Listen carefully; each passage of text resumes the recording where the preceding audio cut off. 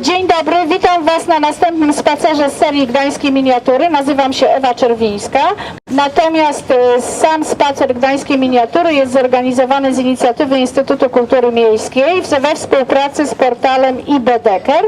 W tym roku, w czasie naszych spacerów Gdańskie Miniatury, zajmujemy się gdańskimi kobietami. Kobietami, które żyły tu na przestrzeni wieków, w różnych czasach, w różnym statusie społecznym, miały różne zawody, różne zajęcia, a łączyło je jedno. Chciały, żeby było lepiej, chciały, żeby im było dobrze, żeby dobrze było ich rodzinom i do tego dążyły. Chciały coś w życiu osiągnąć.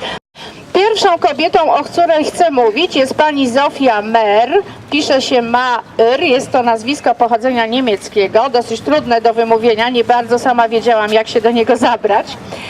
Pani Zofia Mer zamieszkała tutaj w Gdańsku około roku 1950 i została aktorką Teatru Wybrzeże.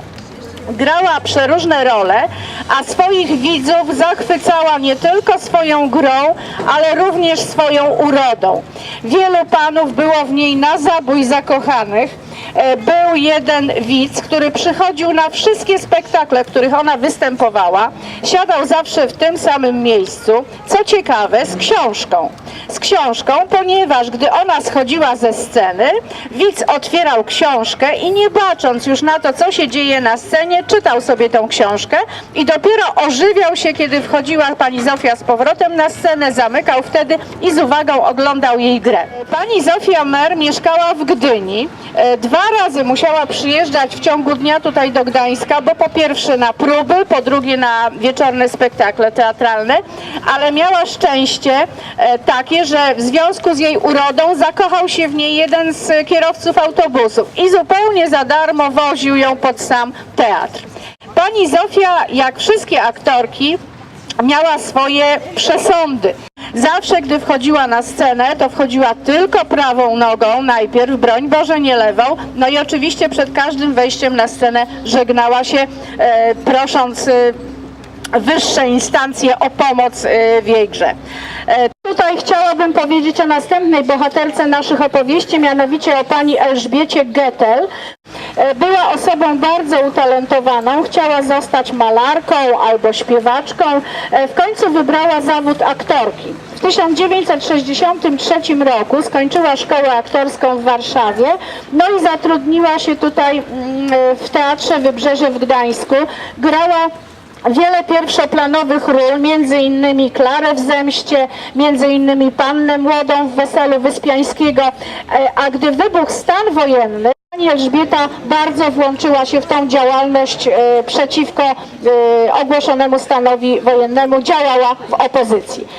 Punkt, w którym będziemy mówili o następnej artystce, o następnej kobiecie sceny, znajduje się tutaj przy dawnej Langebrücke, czyli Długim Pobrzeżu numer 14.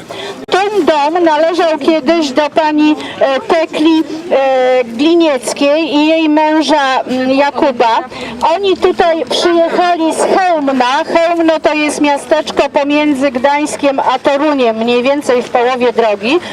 I właśnie z tegoż to Chełmna w XIX wieku przyjechała tutaj pani Tekla Gliniecka razem ze swoim mężem. Mieszkali tutaj w tym domu pod numerem 14. I to był taki dom, w którym ciągle rozlegał się język polski.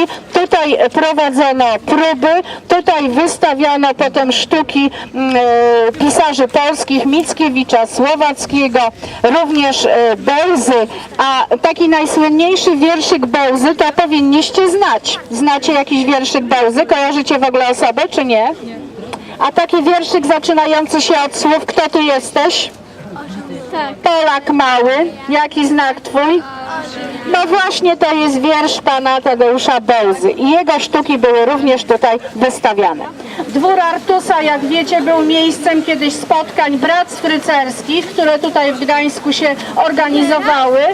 Dzisiaj jest to taki gdański salon, tutaj nadaje się tytuły honorowego obywatela miasta Gdańska, tutaj podejmuje się koronowane głowy, tutaj może pamiętacie w zeszłym roku nasz prezydent pan Bronisław Komorowski podejmował obiadem prezydenta Włoch, jak był mecz Włosi-Hiszpania. A jest to również ulubiony zabytek, ulubione miejsce ostatniej bohaterki naszego dzisiejszego spaceru, mianowicie pani Reginy Bielskiej, która była gwiazdą estrady lat 60. Urodziła się w Wilnie w roku 1928. Kiedy miała lat 11, wybuchła II wojna światowa. Ona razem z siostrą, starszą siostrą, śpiewały w kawiarniach, śpiewały w restauracjach wileńskich po to, żeby w ogóle utrzymać rodzinę. Były w ten sposób również w pewien sposób bezpieczne, dlatego że kawiarnie i restauracje były głównie uczęszczane przez Niemców, no i one w miarę bezpiecznie się tam czuły. Natomiast po wojnie pani Regina Bielska znalazła się tutaj w Gdańsku. Chciała zostać śpiewaczką operową, ale w końcu rozpoczęła naukę w Wyższej Szkole Muzycznej i jeszcze jako studentka zaczęła występować w Grand Hotelu w Sopocie. Tam została zauważona przez dyrygenta Orkiestry Tanecznej Polskiego Radia, pana Jana Cajmera, który zaprosił ją na nagrania do Warszawy. Tam nagrała piosenkę, którą również śpiewała potem Irena Santor, mianowicie piosenkę pod tytułem Pójdę na Stare Miasto. Potem została zaproszona przez dyrektor Polskiego Radia tutaj w Gdańsku na nagrania również w rozgłośni radiowej w Gdańsku. No i przy okazji został skompletowany zespół, który jej towarzyszył w tych występach. Później w głosowaniu na antenie Polskiego Radia ludzie pisali listy, pisali kartki, no i ten zespół został nazwany, ochrzczony Albatros.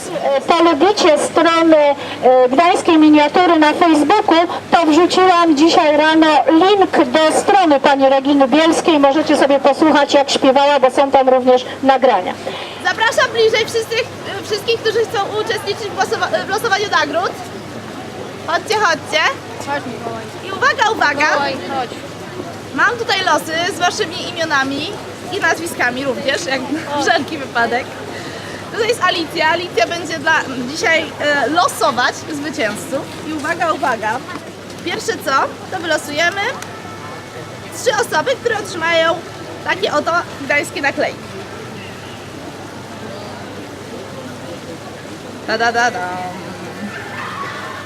Banach Sebastian.